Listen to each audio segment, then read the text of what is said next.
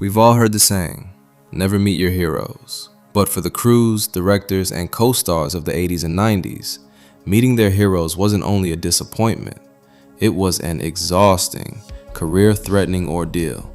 While the public was buying movie tickets and excitedly pinning posters to their walls, a handful of Hollywood's biggest stars were building reputations so toxic they became legendary.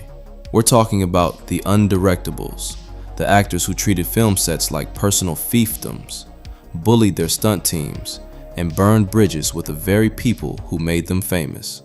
In 2026, as Hollywood finally moves toward a culture of accountability, these stories of ego and excess serve as a grim reminder of what happens when fame goes unchecked. Today, we're looking at 7 Hollywood celebrities from the 80s and 90s who were notoriously rude and toxic.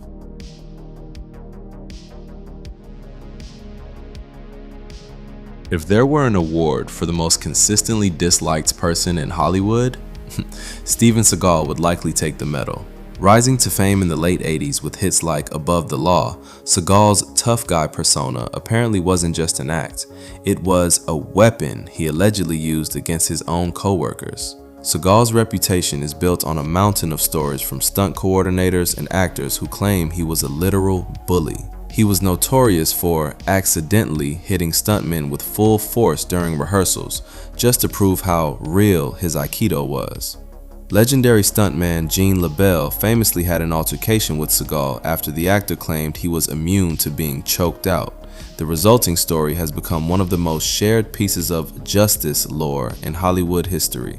But it wasn't just the physical intimidation. Seagal was famously banned from Saturday Night Live after being labeled the worst host ever by the cast and crew, who described him as impossible to work with and completely humorless. From making up transparently false stories about his past to his allegedly creepy and demanding behavior toward female co-stars, Seagal was in the business of nuking bridges. By the time the 90s ended, his toxic reputation had largely relegated him to the world of direct-to-video releases, a cautionary tale of what happens when a star thinks they're actually the invincible character they play on screen.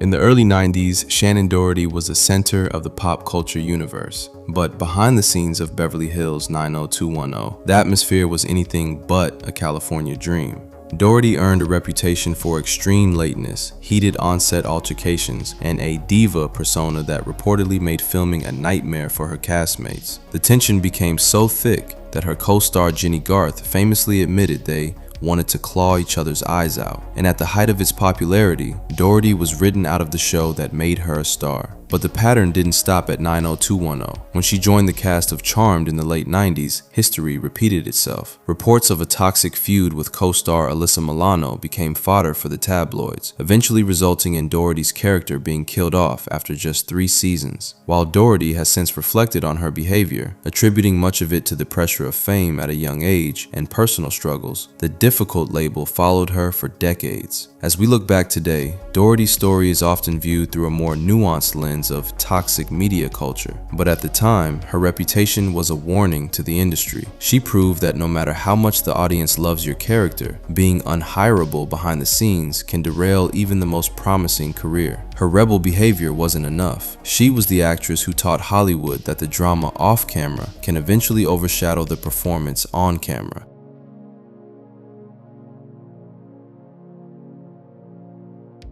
By the late 90s, Edward Norton was hailed as the greatest actor of his generation, but with that genius came a reputation for shadow directing that terrified the industry. Norton had more than acting on his mind when he showed up to act. He showed up to take over. His most famous clash occurred during the 1998 film American History X. After director Tony Kaye submitted his cut, Norton reportedly locked himself in an editing room and recut the entire film himself to give his character more screen time.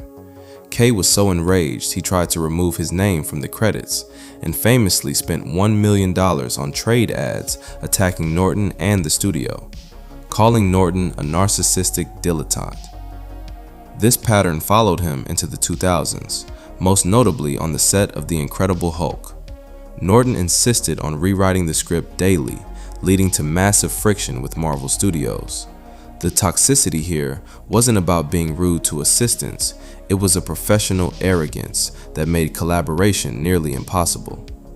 Marvel eventually made the unprecedented move of firing him from the MCU, releasing a statement that they needed an actor who embodies the creativity and collaborative spirit of our other talented cast members. Man, could you imagine how different the MCU could have looked if Norton kept his role as Hulk? Considering his track record, all you Hulk fans may have gotten a very different She-Hulk series. As we evaluate his career in 2026, Norton remains a brilliant enigma. He's proof that in Hollywood, being right isn't as important as being easy to work with. His reputation for being an intellectual bully, believing his vision superior to the director's, eventually led to him being sidelined from the massive franchises that define modern stardom. He is the ultimate example of how a difficult ego can turn a once-in-a-generation talent into a liability.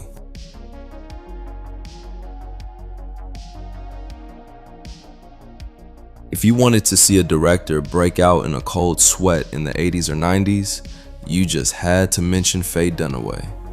While her talent was undeniable, her reputation for being difficult was so legendary, it almost became a part of her brand. The stories from the set of 1974's Chinatown set the stage, where she famously clashed with Roman Polanski to the point of physical and verbal warfare. But it was during the 80s, particularly on the set of Mommy Dearest, where the line between her character's volatility and her own seemed to vanish entirely. Dunaway was known for extreme demands and a hair-trigger temper. Bette Davis famously called her the most difficult person she had ever worked with, stating, "You can put every other person I've ever worked with in one room and they wouldn't equal the trouble Faye Dunaway is." Doing research for the video, it's alleged that she threw a cup of coffee or water, or in some reports, pee at Roman Polanski. There are many different accounts of this, but it seemed like she threw some kind of liquid at the director. She demanded absolute silence and subservience from crews and attempted to command every soul on the set. By the 90s, her reputation had become so toxic that Andrew Lloyd Webber famously fired her from the stage production of Sunset Boulevard, leading to a massive, very public legal battle. Dunaway is a case study in the perfectionist versus predator debate.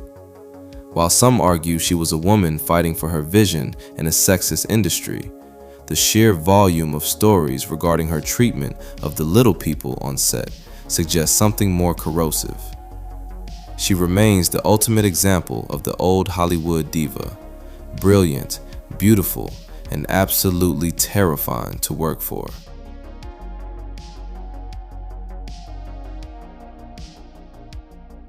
In the late 70s and early 80s, Chevy Chase was the biggest comedy star on the planet. But behind the lovable bumbler persona of Clark Griswold was a man with a reputation for being condescending, arrogant, and mean-spirited. The stories of his toxicity began almost immediately at Saturday Night Live. When he returned to host in 1978, his replacement, Bill Murray, confronted him about how much the cast hated him. The result? Well, he didn't take that too well. A legendary backstage fistfight occurring just minutes before they went live on air. Murray famously punctuated the brawl by screaming that Chase was a medium talent. By the 90s, the industry had mostly grown tired of his act. His ego reportedly led to clashes with directors like Harold Ramis on the set of Caddyshack, and his guest hosting stints on SNL became increasingly uncomfortable. In 1985, he reportedly suggested a homophobic sketch involving openly gay cast member Terry Sweeney. And by 1997, he was officially banned from the show after allegedly slapping cast member Sherry O'Terry during a rehearsal. While most stars try to hide their difficult nature, Chase seemed to lean into it, famously stating, "I don't give a crap what people think of him." In 2026, following the release of a recent documentary that highlighted his abrasive interactions with directors even today, Chase's legacy is a complicated one. He was a pioneer of modern comedy, but his refusal to be a team player turned him into a pariah. His career decline in the late 90s wasn't because he stopped being funny. Hollywood simply stopped wanting to deal with the person behind the jokes. He remains the definitive example of how not being nice to the little people eventually catches up with you, and the hits stop coming.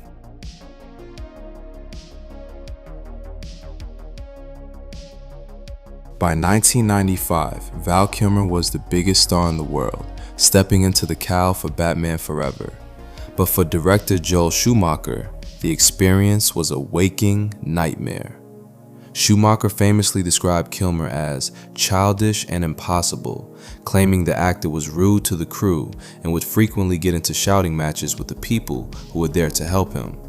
The tension was so extreme that Kilmer was replaced after just one film, a rare move for a successful Batman franchise. However, the peak of Kilmer's toxic reputation came on the set of the 1996 disaster, The Island of Dr. Moreau. Reports from the set describe a man who had completely checked out, sabotaging scenes, and allegedly burning a cameraman with a cigarette. Director John Frankenheimer, who was brought in to save the production, was so disgusted by Kilmer's behavior that he famously stated, "I don't like Val Kilmer, I don't like his work ethic, and I don't ever want to be associated with him again." Kilmer wasn't just being a perfectionist, he was being disruptive for the sake of disruption.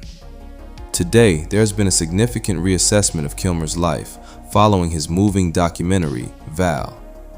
We now see a man who was often deeply misunderstood and dealing with internal struggles. However, in the 90s, his reputation as a difficult actor was a death sentence for his leading man career. He serves as a powerful reminder that in a multi-million-dollar production, talent is often secondary to temperament. If the director thinks you're impossible to work with, eventually you can't be surprised when the phone stops ringing.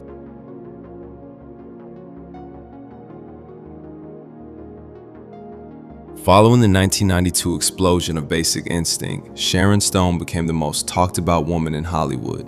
But as her star power rose, so did her reputation for being difficult on a level that few could match. Stone didn't just ask for perks. She reportedly made demands that left producers and crew members stunned. From requiring that her entire wardrobe be written into her contract as personal property, to alleged out-of-control behavior on the sets of films like Sliver and The Specialist, Stone became the face of the high-maintenance A-lister.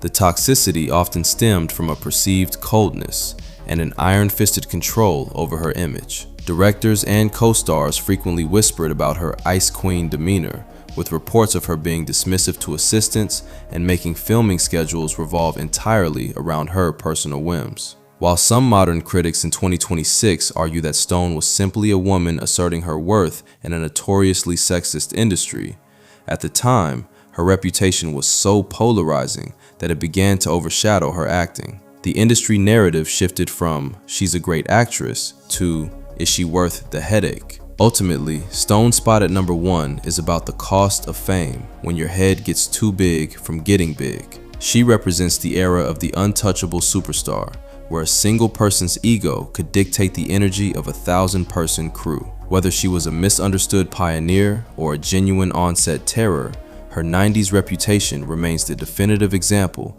of how diva behavior can become a star's primary legacy. She remains a brilliant, complicated icon who proved that power is a double-edged sword in Hollywood.